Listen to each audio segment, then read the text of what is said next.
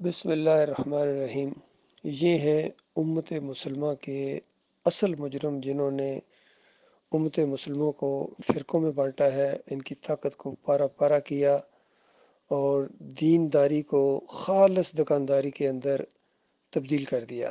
یہ سارے اجرتی ہیں، مسلک پرست ہیں، کوئی بریلوی ہے، کوئی دیوبندی ہے، کوئی اہل حدیث ہے، کوئی سلفی ہے، چکڑالوی ہے، سہروردی ہے، نقشبندی ہے، چشتی ہے، قادری ہے، کوئی نہ کوئی کسی مسلک کے ساتھ جو ہے وہ لگا ہوا ہے۔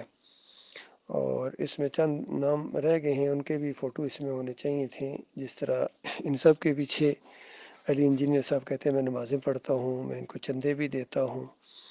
پھر جہاں انہوں نے شرک پھیلایا ہے وہاں محمد حنیف کا بھی فوٹو ہونا چاہیے تھا، منور سلطان کا بھی، قاری خلیل الرحمان کا بھی۔ یہ چند فوٹو رہ گئے ہیں، رفعت نواب کا اور اس طرح کے زرار بٹ کا بھی فوٹو اس کے اندر آ جاتا تو مناسب تھا۔ اور جتنے بھی عتیق الرحمان ہوں یا عبداللہ عمر درانی ہوں، ان کی پکچر اس میں لازمی ہونی چاہیے تھی، کیونکہ ان سب نے فرقوں میں بانٹا ہے امت مسلمہ کو، اور ان کو ٹکڑوں میں بانٹ کر ان کی طاقت کو پارا پارا کر دیا ہے، اور ان کے عقائد کے اندر شرک کی غلاظت لے کے آئے ہیں۔ بریلویوں کے پاس جاؤ تو ہر جگہ دم دم پڑھو درود، اور نبی علیہ السلام بھی ہیں موجود اور حاضر ناظر ہیں، نور میں نور اللہ ہیں۔ دیوبندیوں کی عقائد علماء دیوبند دیکھو تو عقیدہ نمبر 1، عقیدہ نمبر 2، ہر عقیدے کے اندر شرک ہے۔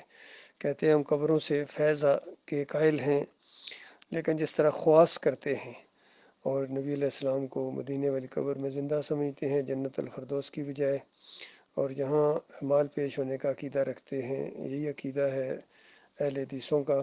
میاں نذیر فتویٰ دیتے ہیں کہ بریلوی ہو تم ہر جگہ حاضر ناظر کے قائل ہو، ہر جگہ حاضر ناظر ہوتے تو پھر کیوں کہتے نبی علیہ السلام کہ من صلی علیہ عند قبری سمیتہ ہو، جو میری قبر کے اوپر آ کے صلوات پڑھتا ہے، درود پڑھتا ہے، اس کو تو میں سنتا ہوں، اور جو دور سے پڑھتا ہے وہ فرشتے لے کے آتے ہیں۔ دونوں جھوٹی اور منکر اور بے ایمان روایتیں انہوں نے پیش کی ہیں، جس کو توصیف الرحمان راشدی بھی پیش کرتے ہیں، ان کے معراج ربانی بھی پیش کرتے ہیں، اور سارے اسی کے اندر ملوث ہیں۔ شرک کے اندر کوئی پیچھے نہیں ہے، اعلیٰ حضرت ہوں یا ابو العلا ہوں یا ڈاکٹر اسرار ہوں یا ڈاکٹر ذاکر نائک ہو۔ اس میں کچھ فوٹو رہ گئے ہیں، ڈاکٹر اسرار کا بھی فوٹو اس میں ہونا چاہیے تھا، مودودی صاحب کا بھی، ڈاکٹر ذاکر نائک کا بھی، اور صوفیوں کے سب کے فوٹو اس کے اندر ہونے چاہیے تھے۔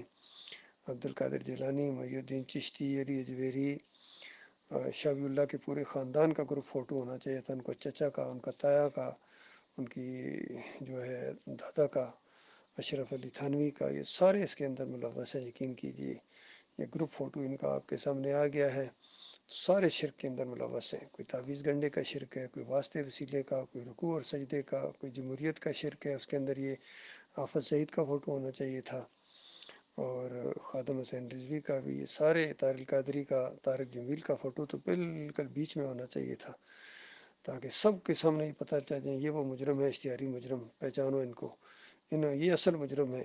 اور قادیانیوں کی طرح انہوں نے جو ہے امت مسلموں کو بالکل فریب دیا ہے، اور صحیح جو معنی ہو سکتا تھا کسی روایت کا یا قرآنی آیات کا، صحیح معنی مفہوم بیان کرنے کے بجائے انہوں نے اپنے دماغ کے مطابق مشرکانہ دماغ سے پھر تفسیریں کی ہیں، اور پھر کہیں واسطے وسیلے کا شرک انہوں نے قرآن سے ثابت کرنے کی کوشش کی ہے، کہیں رکوع اور سجدے انہوں نے اندازہ لگائی قرآن سے ثابت کرنے کی کوشش کی ہے۔ ڈاکٹر اسرار کہتے ہیں کہ سورہ الحشر میں الاول والآخر والظاہر والباطن یہ وحدت الوجود ہی تو ہے۔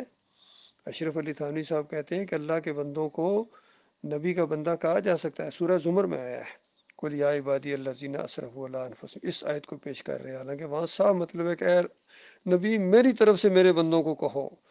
پوری قرآن میں اللہ تعالیٰ کہ میرے بندوں میرے بندوں، تمہیں اپنی بندگی کے لیے پیدا کیا ہے، تو نبی کے بندے کیسے ہو سکتے ہیں؟ اتنی سادہ کی بات ان کو سمجھ میں نہیں آ رہی ہے۔ اسی طرح عمران خان کہتے ہیں کہ میں صرف اللہ کا اور نبی علیہ السلام کا غلام ہوں، اور نبی علیہ السلام تو اسی غلامی سے چھوڑوانے کے لیے آئے تھے، وہ سب کو اللہ کا بندہ بنانے کا پروگرام تھا ان کا، اور سب کو اللہ کی بندگی کی طرف دعوت دیتے تھے۔ سورہ آل عمران کی جو 80 نمبر آیت کے اندر یہی چیز ہے کہ کسی نبی کسی بشر کا یہ کام نہیں کہ اللہ تعالیٰ اس کو نبوت عطا فرمائے، اس کو کتاب اس کے اوپر نازل کرے اور حکمت اور دانائی دے، اور پھر لوگوں سے کہے کہ اللہ کی بجائے میرے بندے بن جاؤ، میرے غلام بن جاؤ۔ کبھی کوئی نبی ایسی بات کہہ سکتے ہیں؟ سوال ہی پیدا نہیں ہوتا۔ مالک فرماتا وہ تو ہمیشہ کہیں گے کہ اللہ والے بن جاؤ، ربانی بن جاؤ، اللہ کی بندگی کرو. تو اگر وہ اس طرح کی تعلیم دیں تو اس کا مطلب ہے انہوں نے تمہیں مومنوں سے کافر بنا دیا. یہ ہمیشہ گمراہ قوموں نے اپنے انبیاء کے اوپر الزامات لگائے، جس طرح یہودیوں نے، عیسائیوں نے انبیاء کو اللہ کا بیٹا قرار دیا اور کہا کہ یہ ان کی تعلیم تھی، انہی کے راستے پر ہیں ہم. تو ہر دور کے مشرکین نے یہی انبیاء کے اوپر الزامات لگائے ہیں. آنے دو قیامت کا دن، تمہیں پتہ چلے گا جب سارے انبیاء تم سے اور سارے نیک لوگ تم سے بیزاری کا اعلان کر دیں گے اور صاف اعلان کر دیں گے کہ ہمیں کچھ معلوم نہیں ہے کہ پیچھے کرتے رہے ہیں اور ہمارے ان سے کوئی تعلق نہیں ہے. ان کو کافر قرار دیں گے اور فرشتے بھی ان کے اوپر لعنتیں بھیجیں گے. اللہ کی لعنتیں پڑی ہوں گی، ہمیشہ ہمیشہ کے لیے اللہ کی رحمت سے دور کر دیے جائیں گے. اس وقت کیا ہوگا؟ لہٰذا جو زندہ ہو واپس لوٹو ایمان خالص کی طرف. اللہ کے بندو جو مر گئے ہیں ان کے لیے تلافی کا کوئی موقع نہیں ہے. جو زندہ ہے ان کے لیے موقع ہے کہ ایمان خالص کی دعوت اٹھی ہوئی ہے ہمارے اپنے خطے سے.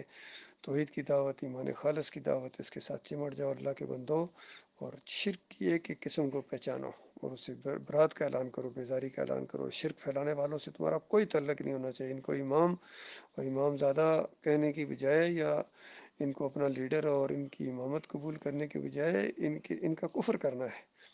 اور یہ اب مقتدی بننے کے لائق نہیں ہے. امام اور میری جماعت ان کو کیا بنایا جائے، قائد اور رہنما ان کو کیا کہا جائے، یہ تو پیچھے چلنے کے لائق نہیں ہے.